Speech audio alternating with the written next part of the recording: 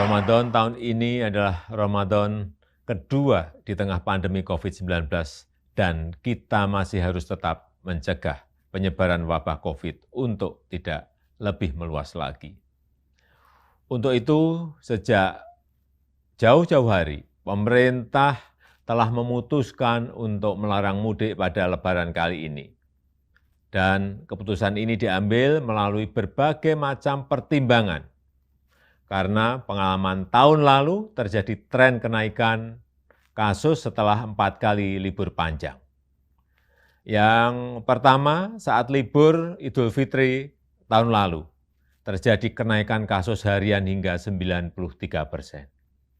Dan terjadi tingkat kematian mingguan hingga 66%. Kenaikan kasus COVID yang kedua terjadi saat libur panjang pada 20-23 Agustus 2020, di mana mengakibatkan terjadi kenaikan hingga 119% dan tingkat kematian mingguan meningkat hingga 57%.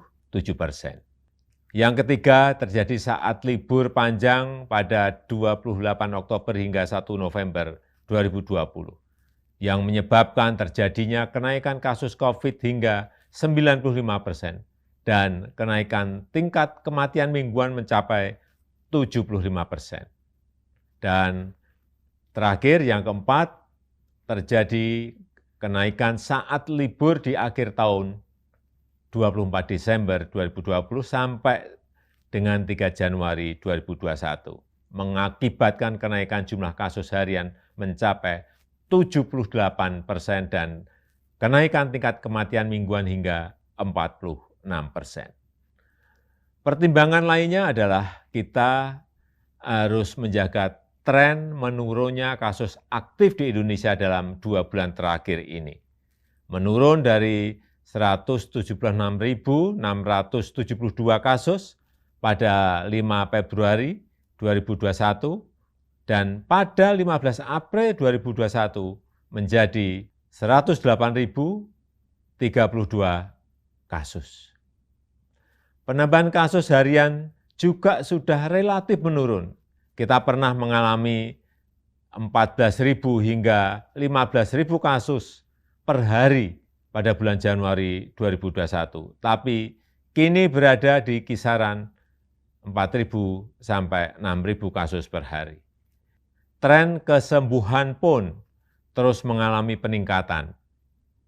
Bila pada 1 Maret 2021 sebanyak 1.151.915 orang yang sembuh atau 85,88% dari total kasus, maka di 15 April 2021 meningkat menjadi 1.438.254 pasien sembuh atau telah mencapai 90,5% sembuh dari total kasus. Oleh karena itu kita harus betul-betul menjaga bersama momentum yang sangat baik. Untuk itulah pada Lebaran kali ini pemerintah memutuskan melarang mudik bagi ASN, TNI, Polri, pegawai BUMN, karyawan swasta, dan seluruh masyarakat.